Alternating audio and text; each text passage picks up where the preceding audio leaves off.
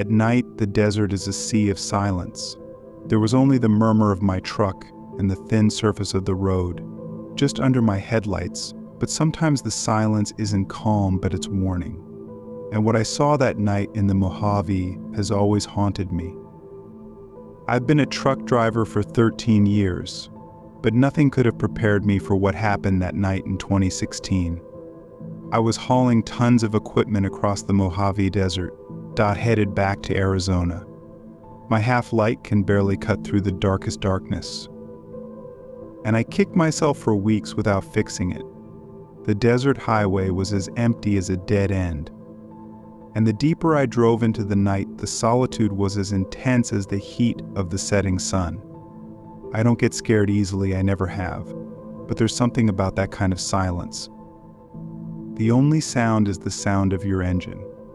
That makes the hair on your arm stand up. You're never sure what's hiding beyond your lights. 1 hour before sunrise, my eyes tried to find my way when something came into view quickly. My foot slammed on the brake before I could even think about it. Screeching tires on the road pushed me forward in the seat of a red Ford Fusion vehicle. Dead stop on the yellow line. It was as if someone had dropped it from the sky. And the passenger door was wide open. Swaying in the quiet night air, something feels wrong. The engine is idling. There was no movement inside, and this was. The heaviness in the air. It's like the desert is holding its breath, waiting for something. I have to drive.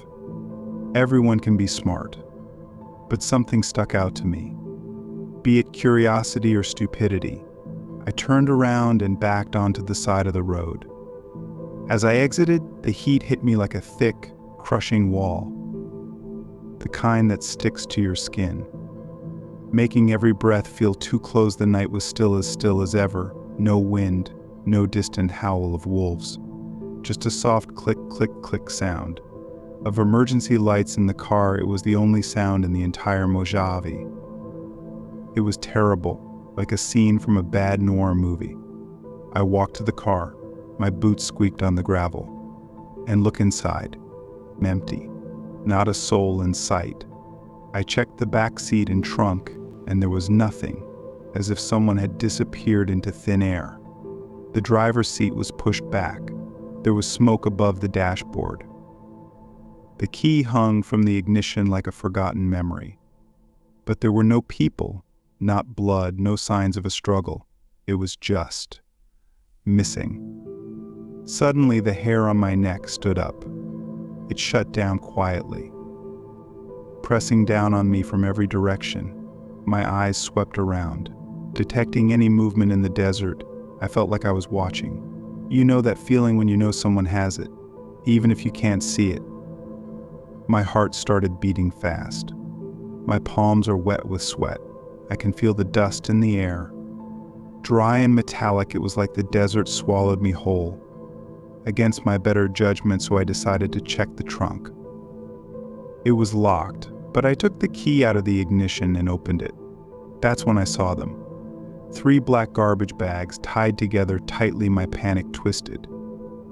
The twist you get when you know something is wrong but don't want to admit it. There are also wires tangled in it. It was as if whoever owned this car was planning something. She leaned closer to the bottle. And that's at night. The loud and sharp sound of gunfire pierced the silence. The sound was so close it felt like it was coming from inside my own skull.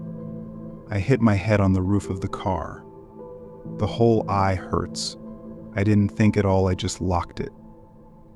The key fell from my hand as I ran halfway back. Every muscle screamed at me to go faster. Then I heard heavy feet crushing the ground. A low, rough voice cut through the darkness. Bo. Bo, it was getting close. I threw myself into the cab of the truck. My hands shook as I turned it to start. The engine stopped. But I saw it before I could escape. That man is standing in the back of a Ford looking at me. He was short, chubby, and had a strand of red hair on his forehead. He wore overalls and shin-high boots and was stained with dirt, a small shovel in one hand. In another, a gun, a rusty old thing. It's like something out of a hunting magazine from the 1970s. But his eyes gave me chills. They weren't fierce or crazy, just hollow. It was cold. He dropped the shovel and started waving his arms. "Wait," he shouted, his voice resonating. "But I'm not alone." To let him know he wanted me to, I shot it, and the tires screeched against the asphalt. When driving away quickly, I saw him running after me in the rearview mirror. His body became much smaller, before he returned to the car and thought for a moment that I was in the clear. But then, headlights fasting is. Too much speed, a pair of beams of light glittered in my mirror. Keeps getting bigger, a red Ford clung to my tail and honked its horn. My heart pounded in my chest as I threw air. Half its weight almost gasped under the speed. I picked up the phone and dialed 911, my voice shaking as I recounted what had happened. Ford was behind me now, distracted, trying to force me out of the way. The engine roared as I fought to maintain control. And then it's like a miracle. There was a flashing blue light ahead. Ford swings south, deviate from the road lost in the night, and disappearing into the desert. I backed away, adrenaline still coursing through my veins. When the police finally found me, he seemed more interested in receiving my report than chasing after the man.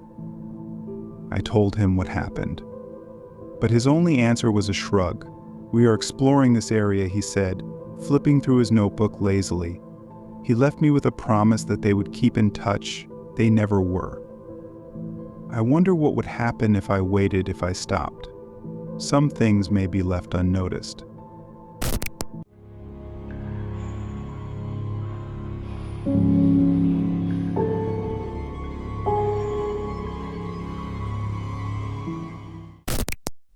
It was October 5th, and the crisp autumn air gave way to the chill, which is the wind that whispers secrets through the dead leaves. My boyfriend Carter and I moved into our first house together in the suburbs.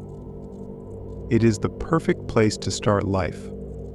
Fall has always been a season I love: pumpkin patches, Halloween decorations, cinnamon-scented candles, so I decided to surprise Carter by decorating the house for the fall while I was at work. I've been to the local Marshalls and a few discount stores, but I still want more.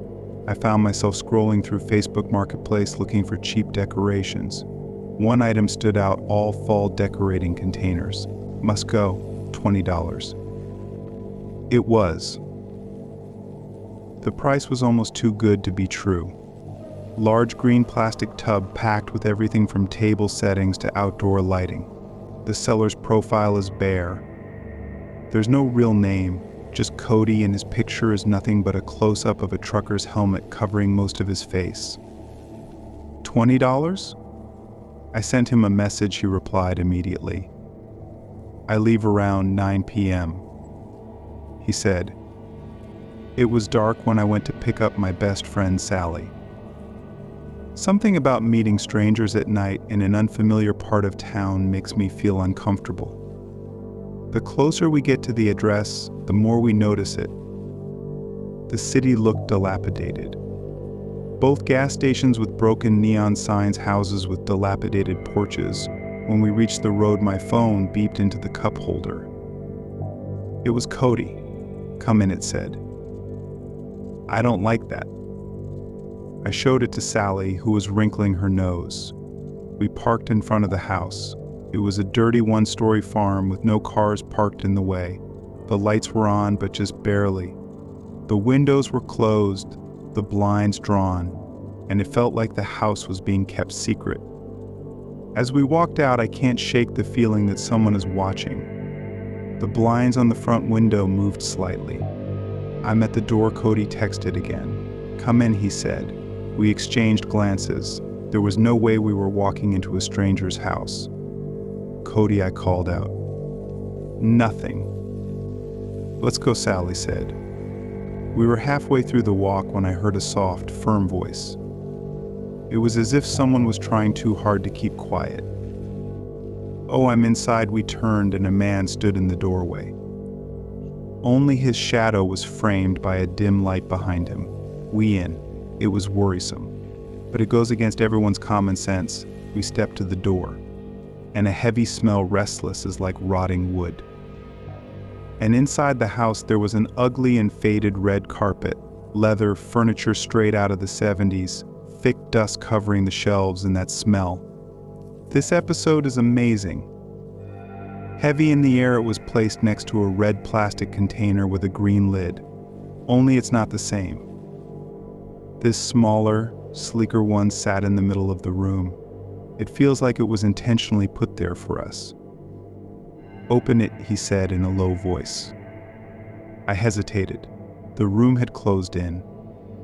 Sally tugged on my arm. "Let's go," he said, but I was rooted in place.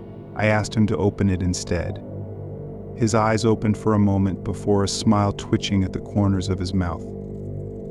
"You are no joke," he said. I didn't wait any longer. I grabbed Sally and we rushed to the door. We had not taken 3 steps before the lid of the container opened, and the smell hit us full force like rancid meat. I keep my mouth shut. Sally grabbed my wrist, pulled me to the front door. The cold night air swept past us as we hurried outside. My heart was pounding as they got into my car. My knuckles were white against the steering wheel. I looked back once, just once, and saw the living room door closed. "What was that?" Sally said, her voice shaking. "I don't know, but there was no embellishment. That night I told Carter everything." He looked up at the address. Curiosity flashed in his eyes. I begged him not to go. But the next day he came home from work late with a confused expression on his face. "I stopped by the house," he said. The old woman replied. She said she had lived there alone for more than 20 years. I stared at him without saying anything. He knows I'm not lying. I showed him the message with Cody and the address. We also look at property records. An elderly woman in her late 60s had lived there for many years. There was no sign of anyone named Cody. There is no explanation for what we saw. And as far as I know, there is no description of what is in the container. But sometimes late at night I think about that nonsense and wonder if Cody is still out there. Wait for others to come inside.